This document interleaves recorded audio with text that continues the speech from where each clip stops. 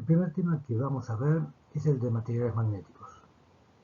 Comenzamos hablando un poco de historia y fundamentos del electromagnetismo. El término magnetismo se remonta al siglo VI a.C. Según cuenta la leyenda, pastores descubrieron que cierta clase de piedras atraía a elementos como el hierro. Como fue hallado cerca de la ciudad de Magnesia, en una región del Asia Menor, se llamó piedra de magnesia y el fenómeno se denominó magnetismo.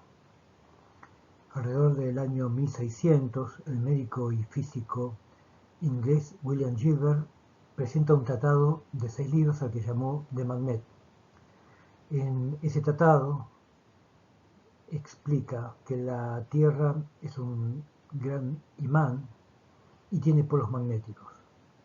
De esta manera encuentra la justificación de por qué las brújulas apuntan hacia esos polos. En 1820, Hans Christian Oester, profesor de la Universidad de Copenhague, demostró que se puede crear magnetismo a partir de la electricidad.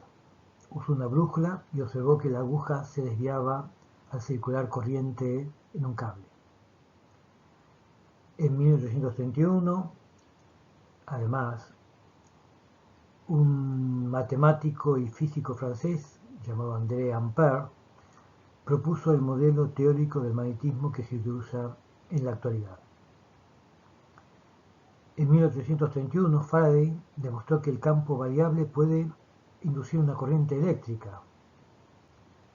En 1865, James Maxwell, matemático y físico escocés, relacionó las observaciones de Oester, Faraday y otros para generar las ecuaciones que llevan su nombre y que representan la base del conocimiento actual.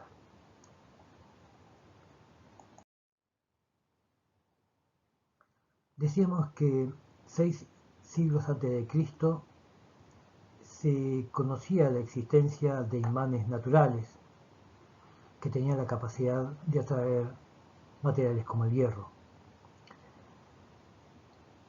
Sabemos que se puede magnetizar un material y crear un imán en forma artificial. La forma es a partir de hacer circular una corriente en un solenoide y utilizar como núcleo un material magnético como el hierro, generando un imán artificial. Las aplicaciones infinitas, desde aquellas brújulas utilizadas inicialmente con el fin de orientarse y no depender de que la noche esté estrellada, por ejemplo, dando una gran ventaja comparativa en el tema comercial, o al uso, por ejemplo, en trenes de levitación.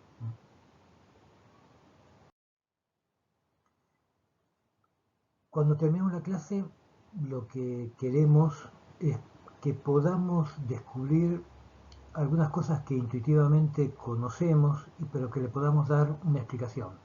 Por ejemplo, ¿por qué si espolvoreamos limadura de hierro sobre una superficie de un papel, por ejemplo, y por debajo colocamos un imán, se alinean esas partículas de hierro en la forma como la que se observa en la diapositiva? Algo similar ocurre cuando hacemos circular una corriente por una espira. Generan esas líneas que denominaremos líneas de campo. Y otra observación es que cuando aumenta la circulación de corriente o aumenta el número de espiras, más notable es el efecto. De esta manera, si tenemos un solenoide y hacemos circular una corriente, se genera un campo magnético. Pero observamos también de que si en el interior de ese solenoide introducimos un núcleo de hierro, el campo magnético se incrementa entre cientos a miles de veces. Si en lugar de hierro introducimos aluminio, el aumento es pequeño, prácticamente difícil de visualizar. Y si el núcleo es de cobre o bronce, hay una leve disminución del campo magnético. Bueno, al finalizar la clase es importante que tengamos en claro qué fenómenos, cuál es la explicación de estos fenómenos. También queremos encontrar la explicación por qué cuando se interrumpe la corriente y queda magnetizado, por ejemplo, el núcleo de hierro, mantiene magnetismo. Para poder comparar distintos materiales magnéticos, vamos a tener que hablar de unidades y valores que nos permitan hacer esas comparaciones. Por ejemplo, definiciones como de inducción magnética, fuerza magnetomotriz, intensidad de magnetización o magnetización, permeabilidad, susceptibilidad. Vamos a tener que ver distintos tipos de magnetismo que se presentan en la naturaleza y entender cuál es el mecanismo básico que explica la existencia de ese magnetismo. Diferenciar distintos tipos de magnetismo como el diamagnetismo, paramagnetismo, ferromagnetismo, antiferromagnetismo y ferrimagnetismo. Queremos también encontrar la explicación de por qué el hierro, el níquel y el cobalto amplifican cientos a miles de veces el campo magnético cuando se introduce un núcleo de esos materiales.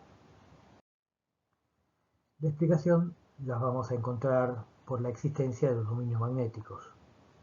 Ahora lo que vamos a tratar de explicar por qué existen esos dominios magnéticos. ¿Qué hay de diferente en los materiales magnéticos usados comercialmente sobre otro tipo de materiales para que se generen esos dominios magnéticos? ¿Cómo influye esos dominios magnéticos en la forma del lazo de histéresis y valores característicos de ese lazo de histéresis como la inducción de saturación, inducción de revadencia, fuerza coercitiva?